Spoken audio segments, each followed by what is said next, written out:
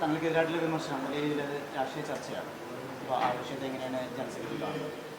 എനിക്കത് രണ്ട് കാരണമുണ്ട് എൻ്റെ അഭിപ്രായത്തിൽ. ഒന്ന്, ഗവൺമെൻറ്റിന് കഴിയാത്തത് ബഹുമാനപ്പെട്ട തങ്ങളെ കൊണ്ട് സാധിക്കുന്നു എന്നത്.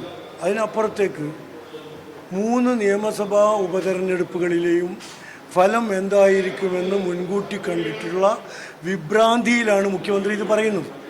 അവരുടെ കയ്യിലുള്ള ചേലക്കര പോലും നഷ്ടപ്പെടുമെന്ന് അദ്ദേഹത്തിന് ഉറപ്പായിട്ടുണ്ട്. ആ വിഭ്രാന്തിയാണ് ഇതുപോലുള്ള ജുഗുപ്സാവമായ ജൽപ്പനങ്ങൾ നടത്താൻ അദ്ദേഹത്തിനെ പ്രേരിപ്പിക്കുന്നത്. മറ്റൊരു കാര്യം, അദ്ദേഹത്തിൻ്റെ വാല് അമിത്ഷായുടെ അമ്മിക്കടിയിലാണ്. ആ വാല് സുരക്ഷിതമായിരിക്കണമെങ്കിൽ അമിത്ഷാക്കും മോദിക്കും സന്തോഷം ലഭിക്കുന്ന പ്രസ്താവനകൾ ഇടയ്ക്കിടയ്ക്ക് നടത്തിക്കൊണ്ടിരിക്കണം. നേരത്തെ ഡൽഹിയിൽ പോയി നടത്തിയത് നമ്മൾ അറിഞ്ഞല്ലോ.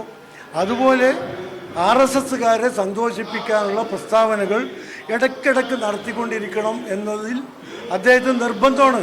ഇല്ലെങ്കിൽ കേന്ദ്ര അന്വേഷണ ഏജൻസികൾ വീണ്ടും സജീവമാവും. അതാണ് അദ്ദേഹത്തെ ഇത്തരം ഒരു പ്രസ്താവനയിലേക്ക് കൊണ്ടുവന്നത്. കാരണം നമുക്കറിയാലോ, അദ്ദേഹത്തിൻ്റെ പ്രസ്താവനയെ അംഗീകരിച്ചത്, അതിനെ അനുകൂലമായി പ്രസ്താവന ഇറക്കിയത് BJPയുടെ സംസ്ഥാന അധ്യക്ഷൻ സുരേന്ദ്രൻ മാത്രമാണ്. അപ്പോൾ ഇതൊക്കെ എങ്ങനെ പോകുന്നു എന്നത് വളരെ വ്യക്തമാണ്. BJPക്കും RSSനും വേണ്ടി ഇപ്പോൾ പ്രസ്താവന ഇറക്കുകയും കേരളത്തിൽ നിലവിലുള്ള സാമുദായിക സൗഹാർദ്ദ അന്തരീക്ഷം നശിപ്പിക്കാൻ ബോധപൂർവം നടക്കുകയാണ് പിണറായി വിജയൻ ചെയ്തുകൊണ്ടിരിക്കുന്നത്. അതിൻ്റെ ഭാഗമാണ് ഈ പ്രസ്താവന. മുഖ്യമന്ത്രിക്ക് പലതരത്തിൽ വിമർശിക്കാം തങ്ങളെ, പക്ഷേ ജമാഅത്തെ ഇസ്ലാമിയുടെ അനുയായിയുടെ മട്ടിൽ പ്രവർത്തിക്കുന്നു എന്നൊക്കെ പറയുന്നതിൻ്റെ ഉദ്ദേശം SDPI ഏകറിയോ? പത്തനംതിട്ട മുനിസിപ്പാലിറ്റിയിൽ SDPIയുടെ പിന്തുണയോടുകൂടിയാണ് CPM ഭരിക്കുന്നത്. മാത്രമല്ല, ഒരു സ്റ്റാൻഡിംഗ് കമ്മിറ്റി ചെയർമാൻ SDPIയുടേതാണ് അവിടെ. SDPIയുമായി ഇപ്പോഴും സഖ്യം ചെയ്ത് ഭരിക്കുന്ന പാർട്ടിയാണ് CPM. മുസ്ലിം ലീഗ് എവിടെയെങ്കിലും ഉണ്ടോ SDPIയുമായി സഖ്യം? ഇത്രയും RSSുമായി ഒരു ഭാഗത്ത് സഖ്യം, SDPIയുമായും ഒരു ഭാഗത്ത് സഖ്യം. ഈ രണ്ട് ഇത്തരം രാഷ്ട്രീയ സദാചാര ബോധമില്ലായ്മ നടത്തിക്കൊണ്ടിരിക്കുന്ന CPM ആണ് മുസ്ലിം ലീഗിനെ കുറ്റപ്പെടുത്തുന്നത്. മന്ത് മറ്റേ കാലിലാണ് എന്ന് മാത്രമേ ഞങ്ങൾക്ക് പറയാനുള്ളൂ.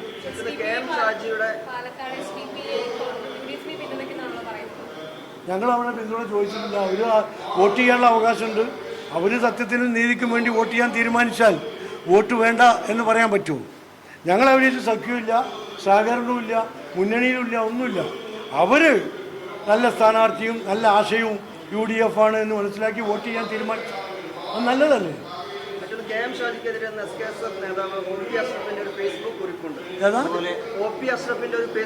അതാരാ?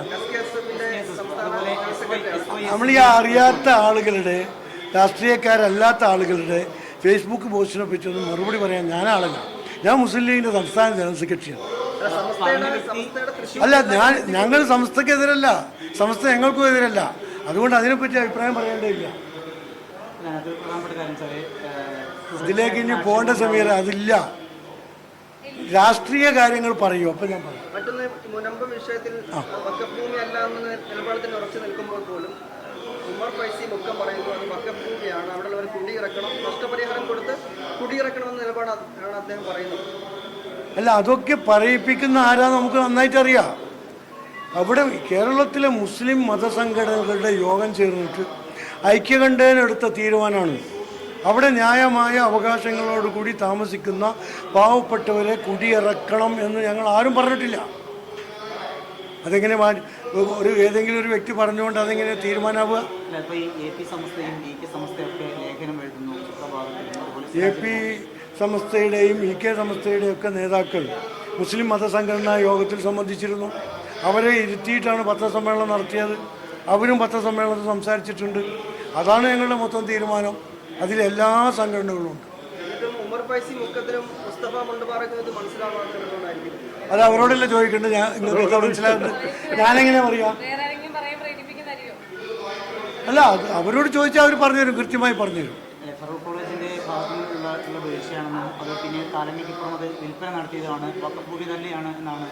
അല്ല, ഞങ്ങൾ മുസ്ലിം ലീഗും മുസ്ലിം മതസംഘടനകളും വ്യക്തമായി അതിൻ്റെ നയങ്ങൾ പറഞ്ഞിട്ടുണ്ട്. ഇനി അതിൻ്റെ ഓരോ കാര്യങ്ങളും ആ വഴി എങ്ങനെ പറഞ്ഞു, ഇവരിങ്ങനെ പറഞ്ഞു എന്നുള്ളത് കൊണ്ട് ഞങ്ങളുടെ അഭിപ്രായം മാറില്ല. കൃത്യമായ അഭിപ്രായം. അതിൻ്റെ അടിസ്ഥാനത്തിലാണ് ഇന്ന് സാമുദായിക സംഘർഷങ്ങൾ ഉണ്ടാകരുത്. ഞങ്ങൾ ഗവൺമെൻറ്റിനോടാണ് പെട്ടെന്ന് ഇടപെട്ട് സൗഹാർദ്ദം ഉണ്ടാക്കണം, കുഴപ്പമുണ്ടാകാനുള്ള സാഹചര്യം ഉണ്ടാക്കരുത് എന്ന് പറഞ്ഞത്. അത് ഇതുവരെ ആക്ട് ചെയ്തില്ല. അതുകൊണ്ട് ഞങ്ങൾ തന്നെ ആക്ട് ചെയ്തു. ഇന്ന് ബഹുമാനപ്പെട്ട സാദിഖ് അലി ശിഹാബ് തങ്ങളും കുഞ്ഞാലിക്കുട്ടി സാഹിബും വാരാപ്പുഴയിൽ ആർച്ച് ബിഷപ്പിനെ സന്ദർശിച്ച് ഈ കാര്യങ്ങളെക്കുറിച്ച് സംസാരിച്ചിട്ടുണ്ട്. അത് രമ്യതയിൽ എത്തിക്കാൻ ഞങ്ങൾക്ക് സാധിക്കും. അവർക്ക് സാമുദായിക സംഘർഷം ഉണ്ടാക്കി അവരുടെ രാഷ്ട്രീയ അജണ്ട നടപ്പാക്കണം. അവർക്ക് രാഷ്ട്രീയമായി നിലനിൽക്കണം.